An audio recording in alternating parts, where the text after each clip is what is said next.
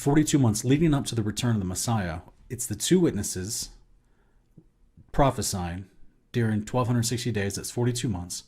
This is found in Revelation 11, 1 through 3. Simultaneously, it's also the 42-month reign of Apollyon. This is from Revelation 13, 1 through 10.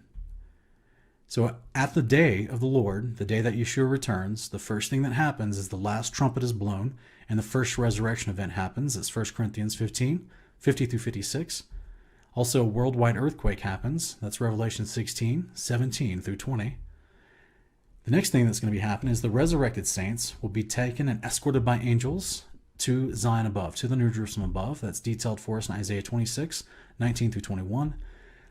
Also, at the last trumpet that's happening at this day is signified the moment where Yeshua begins to descend and return with the angels. That's Revelation 11, 15 through 19.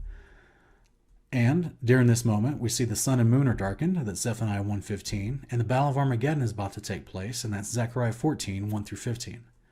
The next thing that's going to happen after the Battle of Armageddon is over, angels clear the land, and there's 7 days of desolation. That's Joel 2, 1 through 11. It's also in Matthew 13, I think it's verse 49 through 51. Also, Leviathan and Behemoth are killed because they're going to be used for food for the survivors of the day of the Lord. That's in Isaiah 27:1 and a whole bunch of other places. We've done other videos on our channel about Leviathan and Behemoth. The next thing that's going to be happening after that 7-day period is the New Jerusalem will descend, and then judgment can begin on the wicked rulers. That's going to be in Revelation 21 through 22, verse 5. 2 whole chapters. It's also in the book of Enoch, chapters 62 through 63. It's in Matthew 25, 31. It's in a whole bunch of places. Also, the beast, the false prophet, and the 10 kings are destroyed when the New Jerusalem descends, and you have the Messiah sitting on his throne, and they're brought before him. This is in Enoch chapter 54. Revelation also details it in Revelation 19, 11 through 21. Then in Revelation 21 through 3, we see Satan himself is bound. This is the dragon. He's bound for 1,000 years. The next thing that's going to be happening is the nations are gathered to Zion. And that's in Isaiah 66, 18 through 23. Then, once they're gathered, this is Matthew 25, 31, after the nations are drawn to the Messiah, who's sitting on his throne inside the descended New Jerusalem, it's Matthew 25, 31 through 46, he can do the sheep and the goats judgment.